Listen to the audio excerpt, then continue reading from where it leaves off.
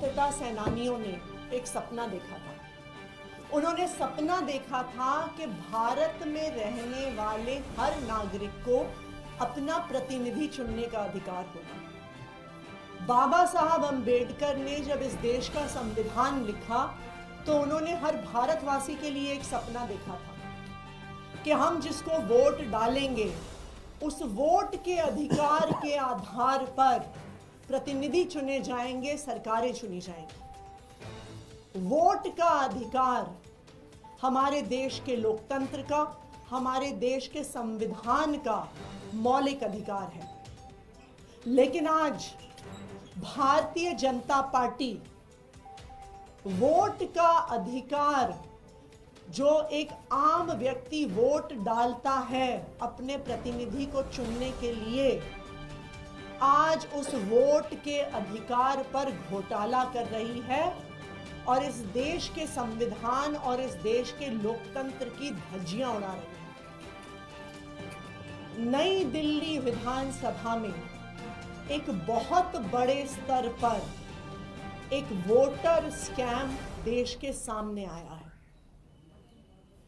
मैं आपको कुछ आंकड़े बताना चाहूंगी कि किस तरह से वोटों का एक बहुत बड़ा घोटाला नई दिल्ली विधानसभा में हो रहा है। देश भर में, जैसे हम जानते हैं, हर साल एक समरी रिवीजन होता है, एक इलेक्टोरल रोल बनता है। क्यों? इस बात को जांचने के लिए कि किसी की मृत्यु तो नहीं हो गई, कोई एक शहर छोड़ के दूसरे शहर में तो नहीं चला गया, कोई एक इलाका छोड़ के दूसरे इलाके में तो नहीं चला गया। पूरी वोटर लिस्ट की एक रिवीजन होती है। ये वोटर लिस्ट की रिवीजन 29 नवंबर तक दिल्ली में चली, जहां पूरी एक मशीनरी इलेक्शन कमीशन की गली गली में गई, मोहल्ले मोहल्ले में गई देखने के लिए कि किसी की मृत्यु तो नहीं हुई, कोई शिफ्ट तो नहीं हुआ। और वोटर समरी रिवीजन के बाद अचानक से नई दिल्ली विधानसभा में हजारों एप्लीकेशन वोटर डिलीशन की आ जाती है कि किसी की मृत्यु हो गई, कोई शिफ्ट हो गया, कोई वहां पे रहता नहीं है। दूसरी ओर वोटर डिलीशन के अलावा समरी रिवीजन खत्म होने के बाद हजारों एप्लीकेशन नए वोटर जोड़ने की आ गई। अगर आप आंकड़े देखिए तो नई दिल्ली विधानसभा, जिसमें तकरीबन 1 लाख वोटर हैं, इस 1 लाख वोटर की विधानसभा में 15 दिसंबर और 2 जनवरी के बीच में 10,500 वोटर्स की एडिशन की एप्लीकेशन आ गई। 1 लाख वोटर और उसमें 10,000 अगर हम नए वोटर जोड़ दें तो ये जो नए वोटर जुड़े हैं ये तो पूरे चुनाव को उलट पलट कर देंगे। यानी 10% एक्स्ट्रा वोटर जोड़ने की एप्लीकेशन 15 दिसंबर और 2 जनवरी के बीच में आई। और आप कुछ डेट्स देखेंगे तो आपको अचंभा होगा। 24 दिसंबर को 1103 एप्लीकेशन है, 25 दिसंबर को 982 एप्लीकेशन है, 27 दिसंबर को 547 एप्लीकेशन है, 29 दिसंबर को 734 एप्लीकेशन है, 30 दिसंबर को 779 एप्लीकेशन है। यानी हर रोज 800, 900, 1000 एप्लीकेशन वोटर जुड़ने की। ये लोग समरी रिवीजन के समय कहां थे? अगर 29 नवंबर तक पूरी इलेक्शन मशीनरी एक एक गली, एक एक मोहल्ले में जा रही थी, तो 29 नवंबर और 15 दिसंबर के बीच में ये 10,000 लोग कहां से आ गए?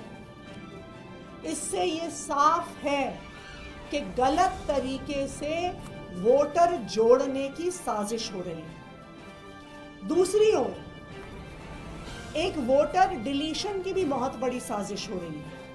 अगर आप वोटर डिलीशन का आंकड़ा देखने जाइए तो 29 अक्टूबर और 2 जनवरी के बीच में 6167 वोटर डिलीट करने की एप्लीकेशन आई। और एक दिन में कभी 500 एप्लीकेशन, कभी 600 एप्लीकेशन, कभी 1000 एप्लीकेशन। 19 दिसंबर को, सिर्फ 19 दिसंबर को 1527 एप्लीकेशन आई। 21 दिसंबर को 700 एप्लीकेशन आई। 24 दिसंबर को 518 एप्लीकेशन आई। 25 दिसंबर को 675 एप्लीकेशन आई। तो जब समरी रिवीजन हो रहा था, जब इलेक्शन कमीशन के बूथ लेवल के अफसर गली गली मोहल्ले मोहल्ले जा रहे थे, तब ये लोग क्यों नहीं वहां से शिफ्ट हुए दिखे?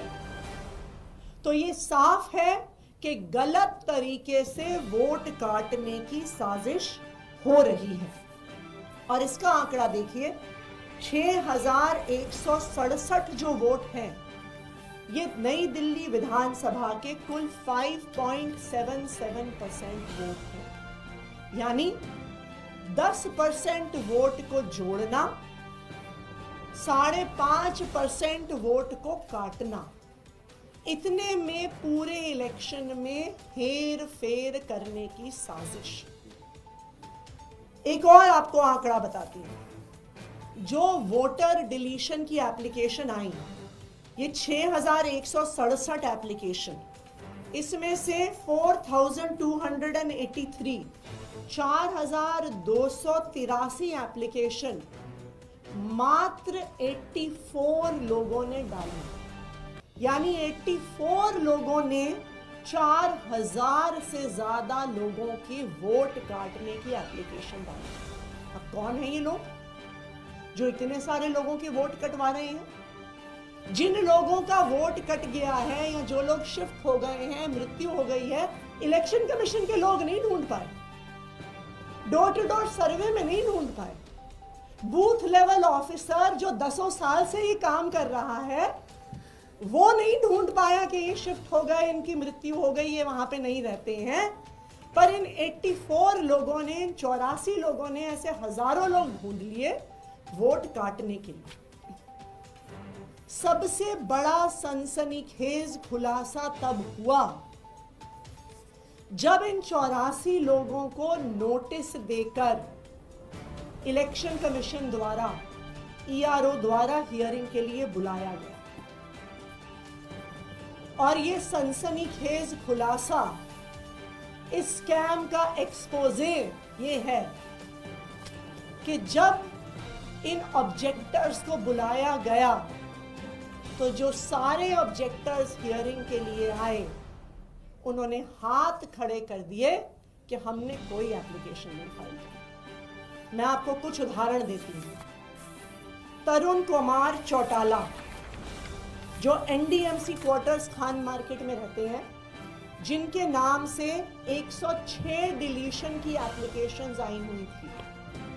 जब तरुण कुमार चौटाला जी 2 जनवरी को हियरिंग के लिए आए, तो उन्होंने कहा कि मैंने डिलीशन की एक भी एप्लीकेशन फाइल नहीं करी है।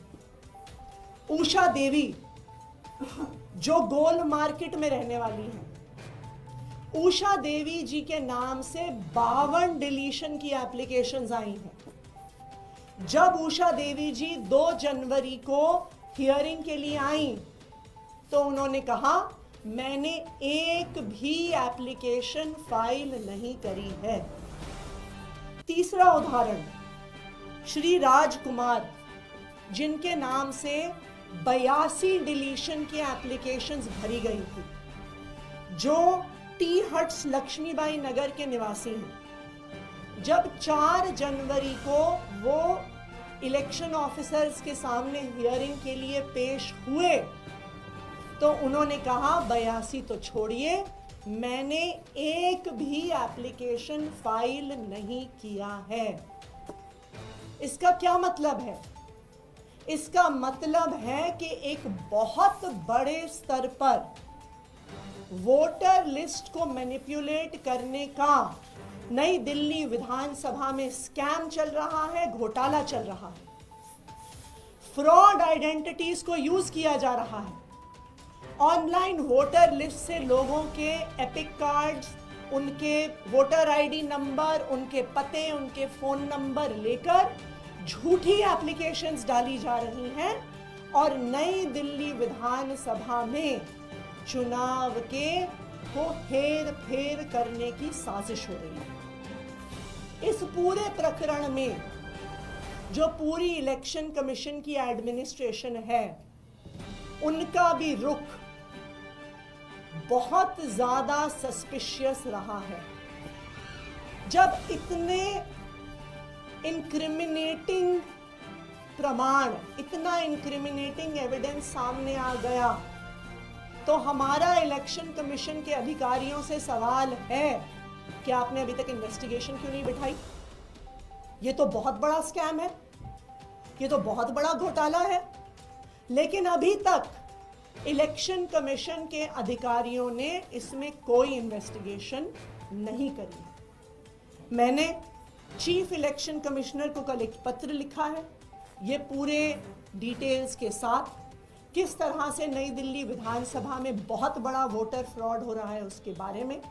और हमने चीफ इलेक्शन कमिश्नर से समय मांगा है कि वो हमें समय दें और जिस प्रकार से इतना बड़ा वोटर स्कैम नई दिल्ली विधानसभा में हो रहा है उस पर तुरंत कार्रवाई होनी चाहिए और ये वोटर एडिशन और डिलीशन से लोकतंत्र के हनन की प्रक्रिया को तुरंत बंद होना चाहिए। मैं चाहूंगी कि राघव चड्ढा जी, जो नई दिल्ली विधानसभा के इलेक्शन कमीशन ऑफिसर्स के साथ लगातार संपर्क में रहे हैं, वो डिटेल में बताएंगे कि किस तरह से वोटर लिस्ट का मैनिपुलेशन हो रहा है और किस तरह से उस मैनिपुलेशन पर कोई भी एक्शन नहीं लिया जा रहा।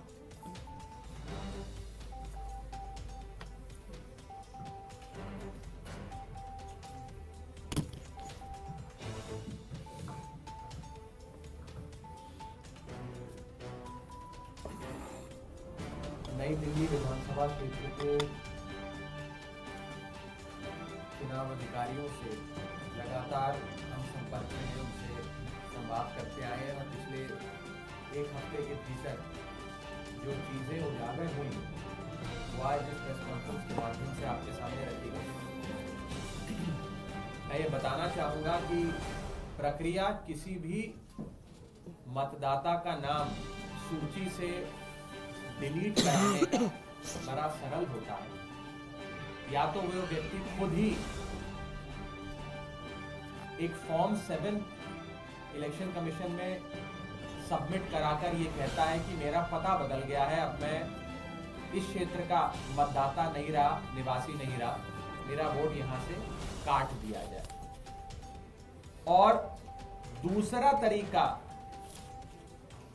वोट डिलीट होने का होता है कि कोई उस व्यक्ति के ओर से उसके बिहाफ पर ऑब्जेक्टर बन के फॉर्म 7 इलेक्शन कमीशन में सबमिट करे, जिसमें यह लिखे कि मैं इस क्षेत्र का मतदाता हूं, मैं ऑब्जेक्टर हूं और मेरी नजर में यह आया कि ये व्यक्ति जो नई दिल्ली विधानसभा क्षेत्र के मतदाता हैं, अब ये यहां नहीं रहते, इनका वोट काट दिया गया। यानी कि एक हो गया ऑब्जेक्टर जो ये सूचना चुनाव आयोग को देता है फॉर्म 7 के माध्यम से और उसमें वो मतदाता का नाम लिख देता है कि ये मतदाता अब यहां नहीं रहता, इसका नाम हटा दिया। जब भी वोट काटने की प्रक्रिया का पालन किया जाता है तो इस ऑब्जेक्टर को भी एक हियरिंग के लिए बुलाया जाता है चुनाव आयोग के दफ्तर में और उस दफ्तर में उस ऑब्जेक्टर से भी पूछा जाता है कि आपने इस प्रकार का आवेदन पत्र दिया, आप स्वीकारते हैं? वो बोलेंगे हाँ जी हम स्वीकारते हैं और ऐसे फिर प्रक्रिया आगे चलती है। लेकिन बड़ी चौंका देने वाली चीज नई दिल्ली विधानसभा क्षेत्र में हुई, वो ये हुई कि 2 जनवरी, 3 जनवरी और 4 जनवरी 3 दिन लगातार चुनाव आयोग की हियरिंग नई दिल्ली विधानसभा क्षेत्र के दफ्तर में हुई। उसमें तमाम ऑब्जेक्टर्स को बुलाया गया। कुल मिलाकर 11 ऑब्जेक्टर इन 3 दिनों में नई दिल्ली विधानसभा क्षेत्र के चुनाव आयोग के दफ्तर में आए और 11 के 11 लोगों ने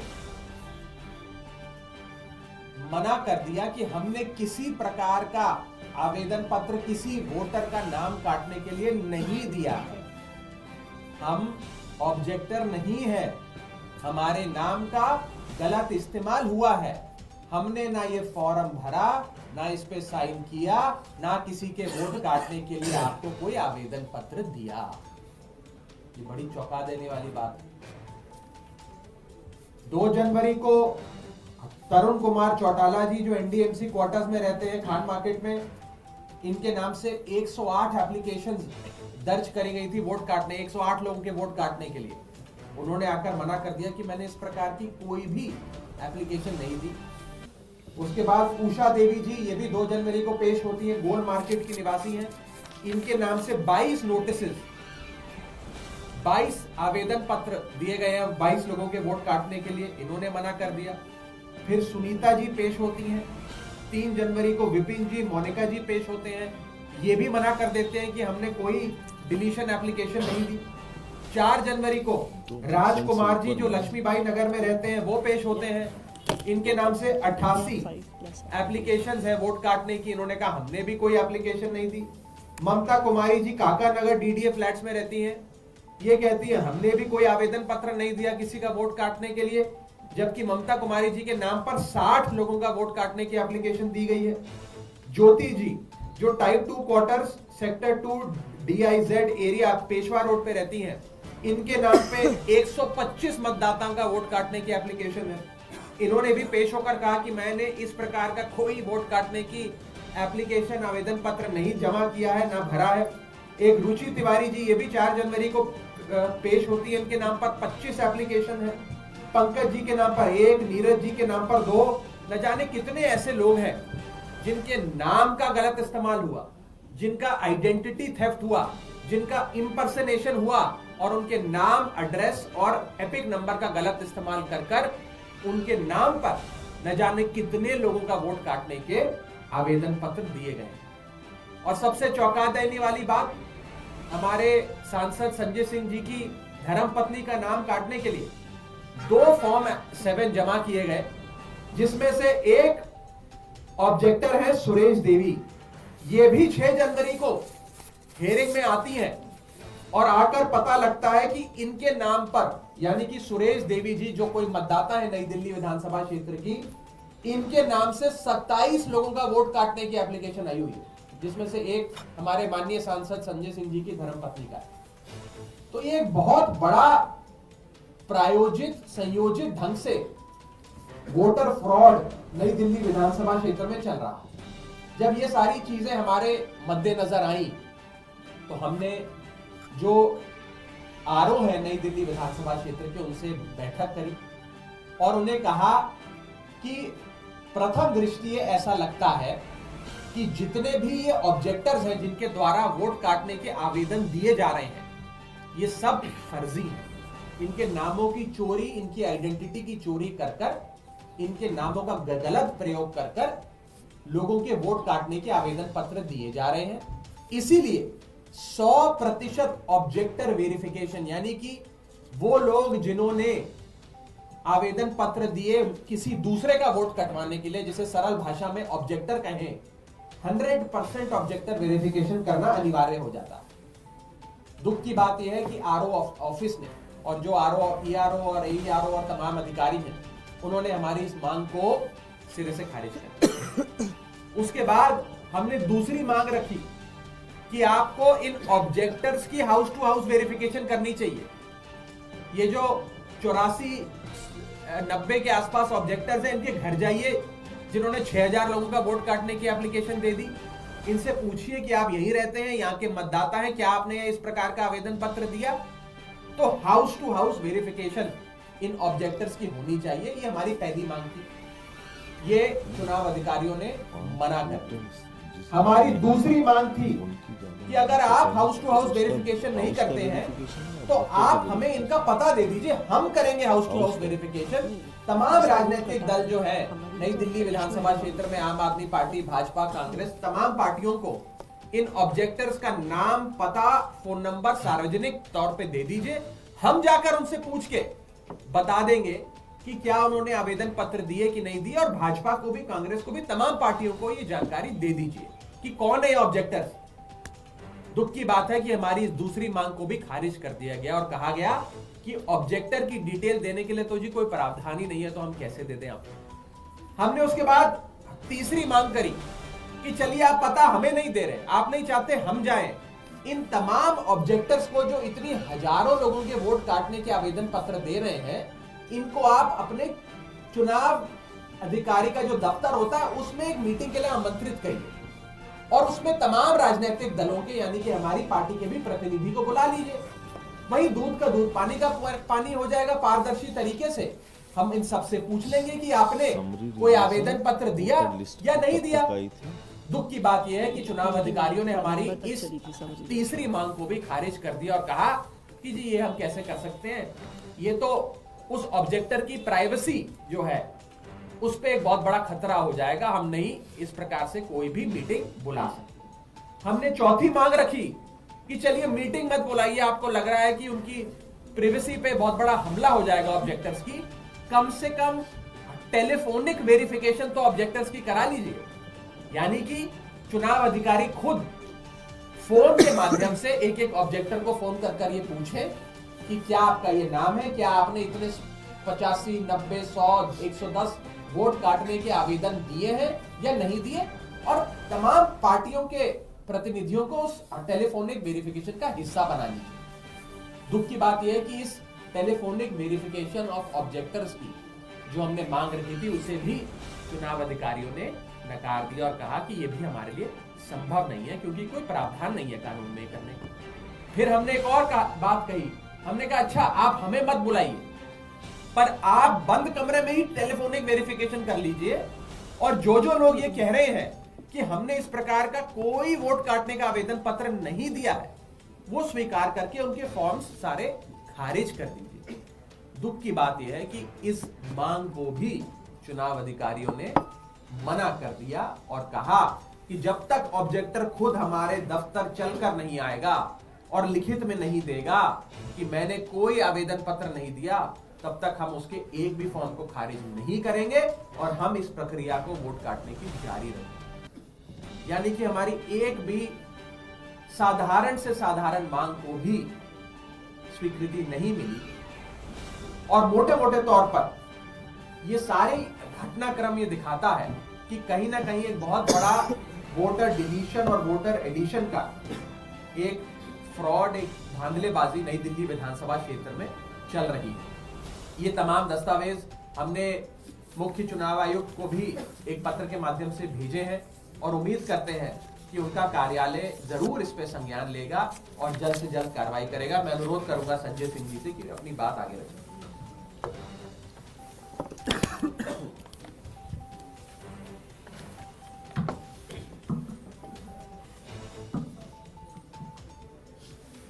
सभी पत्रकार बंधुओं को नमस्कार। आतिशी जी ने और राघव जी ने काफ़ी विस्तार से आप लोगों को नई दिल्ली विधानसभा में हो रहे चुनावी घोटाले के बारे में बताया। मैं आज इस प्रेस कॉन्फ्रेंस में भुक्तभोगी के तौर पे बैठा हूं और मैं चाहता हूं कि आप लोग सुनिए कि किस प्रकार का चुनावी घोटाला हो रहा है। नाम काटने के लिए जिन लोगों का नाम इस्तेमाल किया जा रहा है वो क्या बोल रहे हैं, पहले ये सुन लीजिए, उसके बाद आगे बात करेंगे। वो अंकल का नाम क्या है? विजय पाल। आपने कोई एप्लीकेशन दी है किसी की वोट कटवाने के लिए? मधु नाम तो आपका है ना? मकान नंबर क्या आपका? G41। तो आपके नाम से गया हुआ है, पता नहीं कैसे समझ नहीं आ रही किसी का है ही नहीं। आपने बस अपने हस्बैंड का कटवाया था, नहीं किसी बाहर के लोगों का कटवाने के लिए दिया? नहीं पक्का? पता नहीं आपके नाम पर कैसे आगे समझ नहीं आ रहा। देखो सर्वे करने आया हो। हाँ सर्वे करने आदमी आते ना, उन्होंने पूछा था। अच्छा तो जो मेरा देवर मुझे किया, हाँ वो मुझे किया, तो उन दो का कटवाया था। मैंने वो है नहीं। अच्छा जो जिनकी डेथ हो गई सिर्फ उनका कटवाया था। अच्छा बाहर किसी का कटवाने के लिए नहीं, तो जो करके आएंगे उनके तो नाम के साथ सबके साइन ले लिया। अच्छा ये बता दीजिए कहाँ से आ गया है। तो ये वो महिला है जिनके नाम से मेरी पत्नी का वोट कटवाने के लिए एप्लीकेशन दी गई। अनीता सिंह जी का वोट कटवाने के लिए इन्हीं के नाम से, मधु के नाम से एप्लीकेशन दी गई। और जब इनके पास लोग पहुंचे और इनसे पूछा तो उन्होंने कहा हमको तो कोई मतलब ही नहीं, हमारे घर में जिन लोगों की डेथ हो गई थी हमने उनका नाम कटवाने के लिए जरूर कहा, हमें और किसी के नाम कटवाने से कोई लेना देना नहीं। अभी विस्तार से एक एक नाम आपके सामने आतिशी जी ने और राघव जी ने बताया कि जिन लोगों के नाम से 150, 172, 150, 180 लोगों के नाम काटने की एप्लीकेशन पड़ी है, वो आ रहे हैं कह रहे हैं हमने तो एप्लीकेशन ही नहीं दिया। तो ये चुनाव आयोग के नाक के नीचे इतना बड़ा घोटाला हो रहा है नई दिल्ली विधानसभा क्षेत्र में, जहां के विधायक अरविंद केजरीवाल जी हैं। और क्या यह बात केंद्रीय चुनाव आयोग को नहीं दिख रही है? क्या यह बात सीईओ को नहीं दिख रही है? क्या यह बात जो यहां के जिला निर्वाचन अधिकारी हैं, डीएम जो हैं, उनको नहीं दिख रही है? मैं वहां बातचीत करने भी गया था, राघव जी भी साथ में थे उस समय। उनके जो जवाब थे वो बड़े हैरान करने वाले थे। कह रहे थे साहब जिन लोगों ने नाम कटवाने के लिए एप्लीकेशन दी है हम उनका नाम उजागर नहीं कर सकते। हमने कहा यह बहुत अच्छी बात है, जिनका नाम कट रहा है उनका नाम उजागर हो रहा है, सबको पता चल रहा है भाई इनका नाम कट रहा है। जब वो लोग ऑब्जेक्टर हियरिंग पे आते हैं तब वो अपना चेहरा सामने लेके आते हैं, हम उनकी शक्ल देख पाते हैं, अधिकारी उनकी शक्ल देख पाते हैं, पार्टियों के प्रतिनिधि वहां हियरिंग में मौजूद रहते हैं, वो उनकी शक्ल देख पाते हैं। उनसे पूछा जाता है आपने इनके नाम कटवाने के लिए एप्लीकेशन दी है? वो कहते हैं हाँ या ना। 11 में से 11 अब तक कह चुके हैं साहब हमने कोई एप्लीकेशन नहीं दी। तो जब हमने कहा कि भाई जब लोग खुद ही से कह रहे हैं कि हमने कोई एप्लीकेशन नहीं दी तो आप इसकी प्रक्रिया को खत्म कीजिए, बंद कीजिए, रोक दीजिए।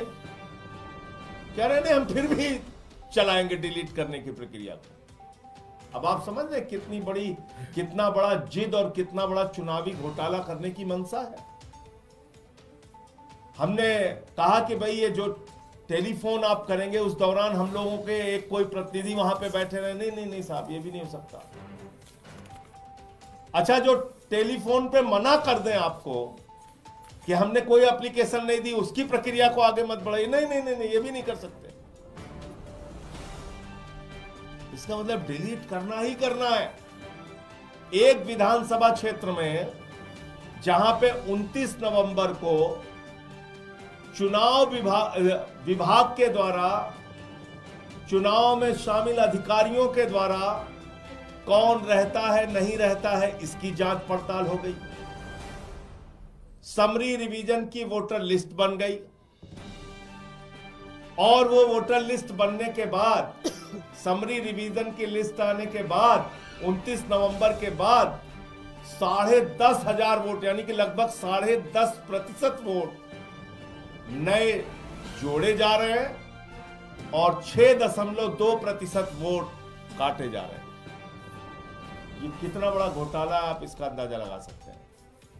और नियम ये कहता है, चुनाव आयोग का नियम ये कहता है, चिल्ला के नियम कहता है कि अगर 5 से ज्यादा वोट काटने की एप्लीकेशन पड़ती है तो ईआरओ जो होता है उसको जाके फिजिकल वेरिफिकेशन करना पड़ेगा, यानी कि स्वयं सशरीर जाके उसको निरीक्षण करना पड़ेगा कि ये जो वोटर डिलीशन की एप्लीकेशन दी गई है जिसकी संख्या 5 से अधिक है, ये लोग सही है या गलत है।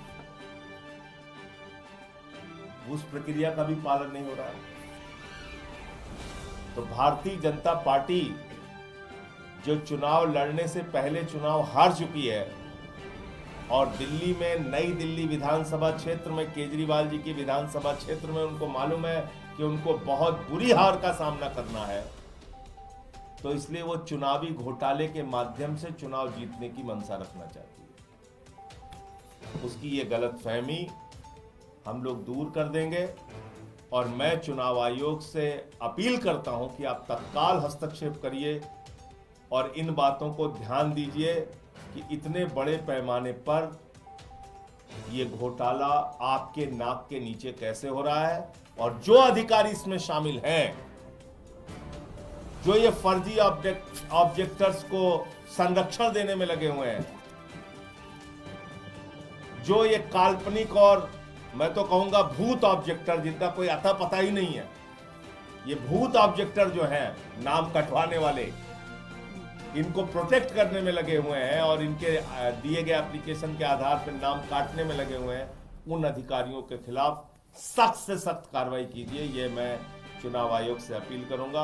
आप लोगों के कोई प्रश्न हो तो आप पूछ सकते हैं।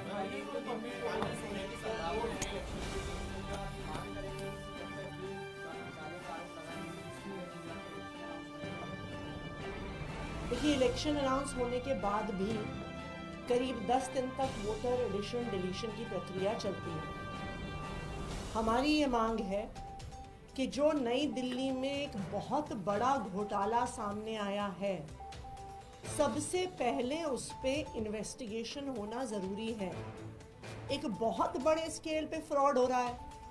हर व्यक्ति जो ऑब्जेक्टर्स की हियरिंग पे आया है, हर व्यक्ति कह रहा है, 100% लोग कह रहे हैं जी मैंने नहीं भरा।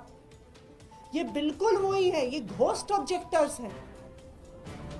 तो इनके नाम पे फॉर्म कौन भर रहा है, क्यों भर रहा है, किस आईपी एड्रेस से भरे गए, किस साइबर कैफे से, किस कंप्यूटर से भरे गए, इसकी जांच होना जरूरी है। दूसरी बात, जब तक ये जांच नहीं होती है, इन ऑब्जेक्टर्स की ऑब्जेक्शन के आधार पर इस पूरी प्रक्रिया पर रोक लगाई जाए। बिकॉज ये बिल्कुल साफ है कि अगर आप 1 लाख वोटर्स की विधानसभा में 6% वोट काट दें और 10% वोट जोड़ दें, ये तो पूरे चुनाव के गणित को ही उलटफेर कर देगा। तो ये बिल्कुल क्लियर कट कॉन्स्पिरेसी है अरविंद केजरीवाल जी के चुनाव में हेर फेर करने की, और इसीलिए हमने चीफ इलेक्शन कमिश्नर से इसके लिए समय मांगा है। क्या इस मामले को आप लोग कोर्ट भी ले जा सकते हैं? क्या ये आपके पास ऑप्शन है? क्योंकि अब जो फाइनल लिस्ट है मतदाताओं की वो जारी हो रही है। दूसरा सवाल आपसे रिलेटेड है कि कालका ने बनाए हैं, उन्होंने कल जिस तरीके से आपको क्या किया है? देखिए, जो आपका पहला सवाल है कोर्ट को लेके, हम सबसे पहले इलेक्शन कमीशन के पास जाएंगे। कुछ दिन पहले इस वोटर डिलीशन के मुद्दे को लेके हम चीफ इलेक्शन कमिश्नर से भी मिले थे और बहुत पॉजिटिव रिस्पांस सीईसी का चीफ इलेक्शन कमिश्नर का रहा था, और उन्होंने उसके बाद ये आदेश पारित किए थे कि किसी भी वोटर डिलीशन की जब फील्ड वेरिफिकेशन होती है तो सब पार्टी के प्रतिनिधियों को बताया जाएगा और वो चुनाव अधिकारियों के साथ इंस्पेक्शन के लिए जाएंगे। उन्होंने दूसरा भी एक आदेश पारित किया था कि अगर किसी भी बूथ से 2% से ज़्यादा वोट काटे जा रहे हों, या अगर कोई एक व्यक्ति 5 से ज़्यादा ऑब्जेक्शन लगा रहा हो, तो जो भी ईआरओ है वो खुद जाकर पर्सनली उसको फिजिकली वेरीफाई करेगा। तो हम चीफ इलेक्शन कमिश्नर के जो इंटरवेंशंस थे उनसे बहुत संतुष्ट थे, क्योंकि उन्होंने भी लोकतंत्र को बचाने के लिए आदेश दिए। अभी भी हमने उनसे समय मांगा है कि हम उनको इस पूरे वोटर घोटाले के बारे में बताएंगे, और हमें उम्मीद है कि कोर्ट जाने की ज़रूरत नहीं पड़ेगी। इलेक्शन कमीशन द्वारा ही इस इन्वेस्टिगेशन को शुरू किया जाए। ये दूसरा सवाल रमेश बिधूड़ी का बयान किया। मैं रमेश बिधूड़ी जी को कहना चाहूँगी मेरे पिताजी जिंदगी भर शिक्षक रहे। उन्होंने दिल्ली के हजारों गरीब लोअर मिडिल क्लास परिवार से आने वाले बच्चों को पढ़ाया। आज वो 80 साल के हो गए।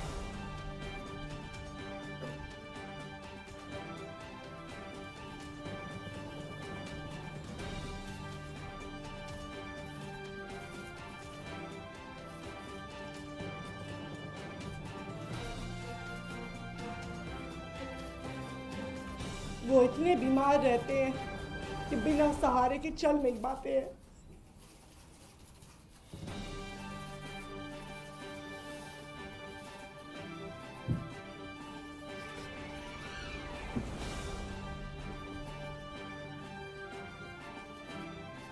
आप चुनाव के लिए इतनी घटिया हरकत करेंगे?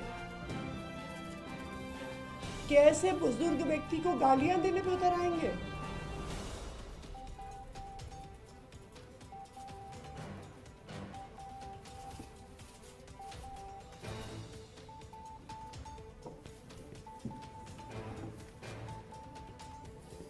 इस देश की राजनीति इतने घटिया स्तर पर गिर सकती है, मैं कभी सोच नहीं सकती।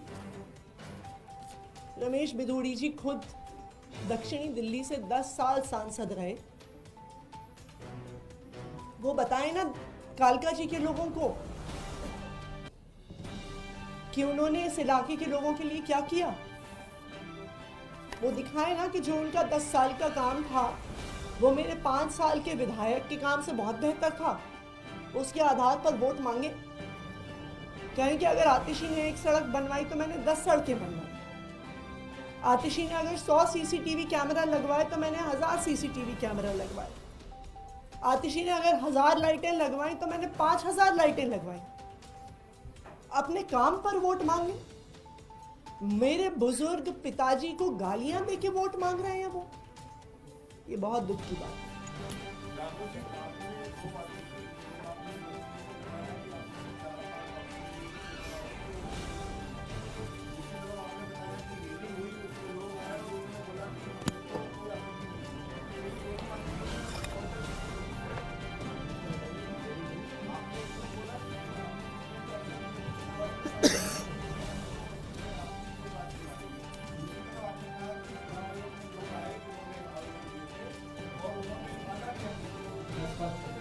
कुल मिलाकर 100 से ज़्यादा लोगों ने ऑब्जेक्टर्स की भूमिका में नई दिल्ली विधानसभा क्षेत्र में वोट काटने के लिए, अन्य लोगों के वोट काटने के लिए एप्लीकेशन दर्ज कर।